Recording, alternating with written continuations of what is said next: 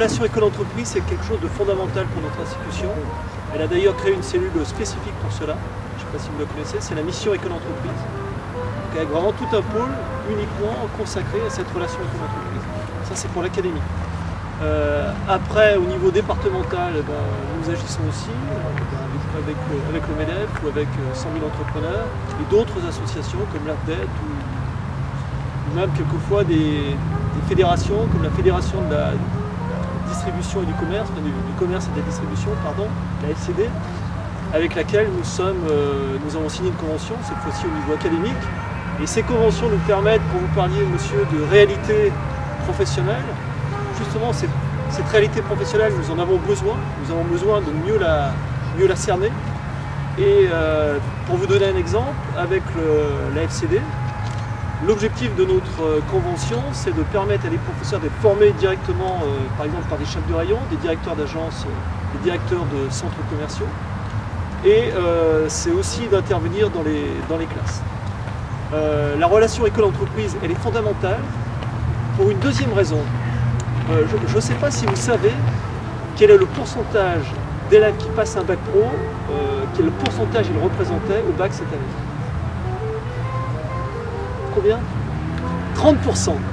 C'est-à-dire que cette année, 240 000 élèves ont passé un bac professionnel, à la fois dans le secteur éducation nationale et dans le secteur agricole. Donc c'est considérable, mais ça veut dire aussi que ces 240 000 jeunes, avant de passer le bac, ils devaient effectuer 22 semaines en moyenne, 22 semaines de formation en entreprise. Et là, pour cerner la réalité d'entreprise, au bout de 22 semaines, on peut commencer à avoir un petit aperçu de ce qui se passe en entreprise. Donc cette relation école-entreprise, elle est fondamentale pour nous, puisqu'il y a toute une partie de la formation, en tout cas en bac professionnel, qui est déléguée aux entreprises. C'est vraiment, on aurait pu appeler ces périodes de formation d'entreprise des stages. Il y a beaucoup d'étudiants qui font des stages. Là, nous avons choisi d'appeler ça des périodes de formation en milieu professionnel. Parce que toute une partie de la formation se fait directement en entreprise. Alors donc nous avons beaucoup de besoins en termes d'information des élèves, pour leur orientation. C'est vraiment important. Et en général, quand un professionnel se déplace dans une classe, c'est un moment qu'il vit bien. On a souvent des échos favorables des interventions de ces professionnels dans les classes, donc c'est plutôt... Donc après, je sais que quelquefois, comme nos objectifs, les objectifs de l'éducation nationale et ceux des entreprises ne sont pas toujours identiques, il faut trouver les moyens de se rencontrer, et c'est l'objet même d'une réunion, d'une animation comme celle de ce soir.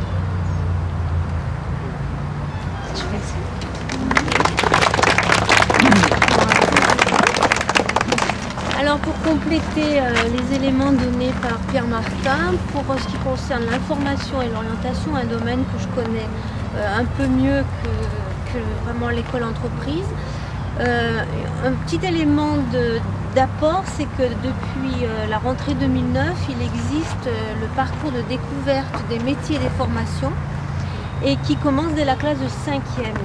Donc aujourd'hui, l'éducation nationale a bien compris que nous devons ouvrir nos jeunes au monde de l'entreprise et dès la classe de 5e. Ce qui veut dire qu'en classe de 5e, les élèves doivent connaître les métiers. En classe de 4e, ce sont les formations. En 3e, vous connaissez déjà, c'est la période de stage de quelques jours dans un établissement scolaire. Et ensuite, eh bien, c'est l'orientation en lycée. Il est vrai que nous nous ouvrons beaucoup et très grand lorsque nous sommes en lycée professionnel et moins aujourd'hui lorsque nous sommes en lycée général et technologique. Donc, on n'a encore pas pris l'habitude, entre guillemets, de faire des stages à nos élèves lorsqu'ils sont en lycée général. Mais on peut le faire dans le sens où aujourd'hui, avec la réforme du lycée, il y a l'accompagnement personnalisé qui permet cette ouverture. Et c'est quelque chose qui est très bien parce que le professionnel qui vient en classe, c'est bien, mais pour connaître, comme vous disiez tous, la réalité, nos enfants ont besoin d'aller voir ce qui se passe sur le terrain. Donc voilà, simplement un petit élément d'apport sur ce PDMF, le parcours de découverte des métiers et des formations, qui est essentiel aujourd'hui pour une orientation, vous le savez, tout au long de la vie. Et elle commence par l'orientation initiale, qui est l'orientation scolaire. Donc nous orientons tous nos jeunes tout au long de la vie. Voilà, merci. Je vais juste rebondir sur ce que vous avez dit. Le MEDEF vient de mettre en place une action justement à destination des 5e pour faire intervenir des professionnels dans les classes de 5e pour parler de leur métier et non pas de ce fait de leur donner le goût d'entreprendre, mais c'est plus la découverte d'un métier que les élèves choisissent en commun. Donc c'est tout un travail de groupe. Voilà. Et le MEDEF est vraiment un gros trait d'union entre l'école et la connaissance de l'entreprise. Et c'est vrai que nous avons un lien particulier avec le MEDEF, qui plus est sur l'agglomération chambérienne.